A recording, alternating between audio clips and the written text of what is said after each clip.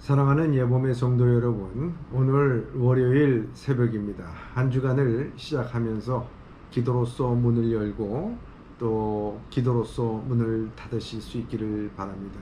어설프게 코로나19가 또 종식이 되고 이 코로나19로 인해서 우리의 영성이 깨어서 주님의 뜻을 깨닫고 나아가기를 주님의 이름으로 기도하는 바입니다. 오늘 이 월요일날 우리에게 주시는 말씀은 잠언 20장 10절의 말씀입니다. 제가 봉독하도록 하겠습니다. 한결같지 않는 저울추와 한결같지 않는 되는 다 여호와께서 미워하시느니라. 다시 한번 봉독하겠습니다. 한결같지 않는 저울추와 한결같지 않는 되는 다 여호와께서 미워하시느니라. 저는 오늘 이 본문의 말씀을 통해서 한결같은 사람이란 주제로 이 말씀을 함께 묵상해 보고자 합니다. 한결같은 사람입니다. 저울의 추는 무게를 측정하여 값을 매기는 도구입니다. 그런데 상황에 따라서 그 추의 무게가 한결같지 않는 것은 성실하지 않는 것이고 남을 속이는 것입니다. 이런 행위는 남이 보지 않는다고 해도 하나님이 보고 계시고 하나님께서 미워하신다고 말씀하고 있습니다. 이와 같이 한결같지 않는 추는 한결같지 않는 마음에서 나온다고 해도 과언이 아닙니다. 그 한결같지 않는 마음은 바로 탐욕에서 나오게 됩니다. 이와 같이 한결같은 사람은 그 인품이나 인격에서 나오는 것입니다. 세상 풍파에도 쉽게 요동하지 않고 늘 변함없고 한결같은 사람, 그래서 처음보다 알수록 더 편한 사람, 그런 사람이 저도 되고 싶습니다. 그리고 그런 한결같은 사람을 만나고 싶은 마음이 또한 간절한 것입니다. 사람이 오래 한결같이를 지려면 서로 구하는 것이 없어야 합니다. 서로 바라는 것과 구하는 것이 있으면 한결같이 되지 못하게 됩니다. 서로 바라는 것과 구하는 것이 있으면 하는 것이 있으면야 오죽 좋겠습니까? 그래서 사람의 사귐에 있어서도 바라고 구하는 바가 없어야 합니다. 그렇다면 사람이 최소한 떠나가지는 않을 것입니다. 여러분들이 잘 아는 그 이라크와 전쟁에서 승리로 이끈 콜린 파월 전 미국 국무장관의 일화가 있습니다. 아마 한결같은 사람의 전형이 아닐까 생각합니다. 1950년 미국 뉴욕의 사우스 브롱스에서 가난한 이민자들이 모여 살았습니다. 그들 중에 자마이카 출신 이민자의 아들인 흑인 소년 콜린도 끼어 있었습니다. 그는 집이 너무 가난했기 때문에 스스로 용돈을 벌어야만 했습니다. 하지만 모든 아르바이트 자리가 다 차서 생각처럼 일을 구하기가 쉽지 않았습니다. 그래도 그는 아르바이트를 구하기 위해 열심히 돌아다녔습니다. 그의 일과는 매일 거리를 돌아다니면서 새로운 일자리가 나오지 않았나 하고 살피는 것이었습니다. 그런데 어느 날 콜라 공장에서 여름 동안 바닥을 청소할 사람을 구한다는 전단지가 눈에 들어왔습니다. 그는 용돈을 벌 수 있다는 기쁜 마음에 곧바로 자원을 했습니다. 그가 하는 일은 인부들이 바닥에 흘린 콜라를 깨끗하게 닦아내는 것이었습니다.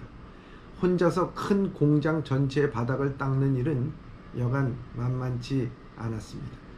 한 번은 50개의 콜라병이 들어있는 상자가 넘어졌습니다. 순식간에 바닥은 유리 파편과 콜라가 뒤섞여 아수라장이 되고 말았습니다. 사람들은 치울 생각은커녕 모두 나 몰라라 하며 그냥 지나칠 뿐이었습니다.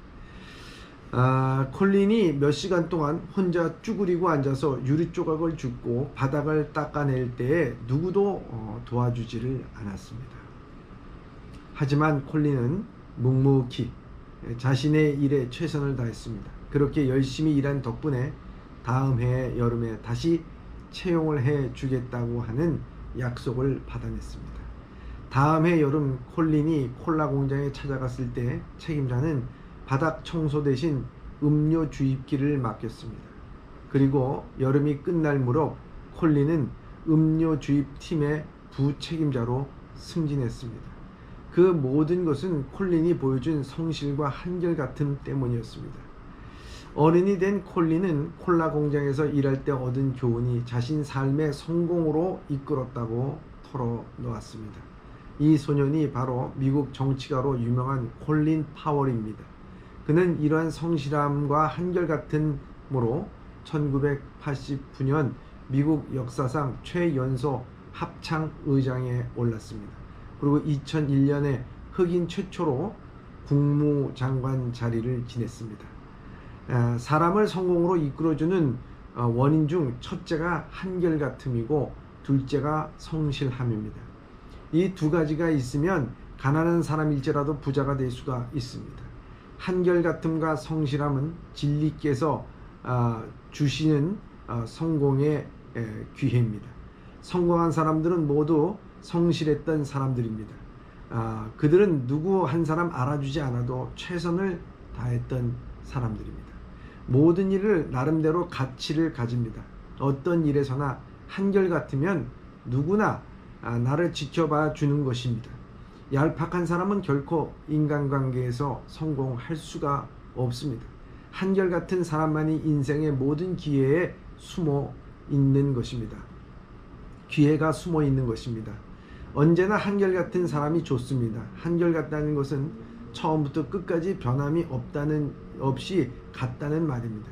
그래서 사람을 사귀는 데 있어서 처음에는 없는 간도 빼어줄 것처럼 살갑게 대하듯 하다가 어느 순간에는 무엇이 틀렸는지 뒤돌아서는 사람을 보면 가슴이 다 미워지는 것입니다. 포도 알맹이를 빼먹듯이 필요할 때만 이용하고 배신해버리면 상대방도 그와 똑같은 태도로 맞서게 됩니다. 내가 등을 돌리면 상대방은 마음을 돌려버리고, 내가 은혜를 저버리면 상대방은 관심을 저버리며, 내가 배신하면 상대방은 아예 무시하는 태도로 맞서 버립니다. 사람의 마음이란 볼 수도 만질 수도 없지만 사람을 움직일 수 있는 것은 진실하고 한결같은 마음뿐입니다. 그래서 한결같은 사람이 좋습니다. 우리 하나님은 우리에게 한결같으신 분이십니다. 어제나 오늘도 동일하신 하나님, 회전하는 그림자도 없으시는 하나님이십니다. 시편 36편 7절에 보면 하나님, 주님의 한결같은 사랑이 어찌 그리 값집니까? 사람들이 주님의 날개 그늘 아래로 피하여 숨습니다. 라고 표준 세번역에는 그렇게 번역이 되어 있습니다. 감옥에 갇힌 수감자들이 경험하는 흔한 일 가운데 하나는 감옥에 간 지 얼마 지나지 않아서 배우자로부터 이혼 서류를 받는 일입니다. 오랜 기간을 감옥에 보내는 동안 바깥에서 변치 않고 기다려주는 사람은 거의 없다는 말입니다. 대부분의 사람은 그 죄수가 존재했었다는 사실조차 곧 잊어버립니다. 때로는 교회에서 처음에는 알코올이나 마약 등에 의해 속박된 사람들을 환영하지만 그들을 빨리 적응하지 못할 때 또한 그들을 경멸하고 맙니다. 하지만 하나님은 우리가 자유로울 때까지 우리 곁에 계십니다. 그분은 결코 우리를 버리지 아니하십니다. 하나님은 우리가 자유로워질 때까지 끝까지 우리의 필요에 질리지 않는 유일하신 분입니다. 우리의 죄와 반역을 결코 용납하지 아니하시면서도 무엇이 우리의 행동을 조정하고 있는지를 알고 계십니다. 하나님에 대한 나의 반역과 죄악이 있지만 하나님의 마음은 긍휼로 가득 차여 있습니다. 그래서 속박된 자의 인생을 더 험난하게 몰아가셔서 그가 그리스도 안에 있는 자유를 더욱더 갈망하게 하시면서도 그와 갈라서지는 않으십니다. 사랑의 징계를 통하여 하나님은 계속 나와 쌓아 나가시는 것입니다. 내가 내 감옥에서, 부자유스러운 감옥에서, 죄의 감옥에서 나올 때까지 인내를 갖고 기다리십니다. 그분은 간청하시며 또 기다리십니다. 사랑하는 예범의 성도 여러분,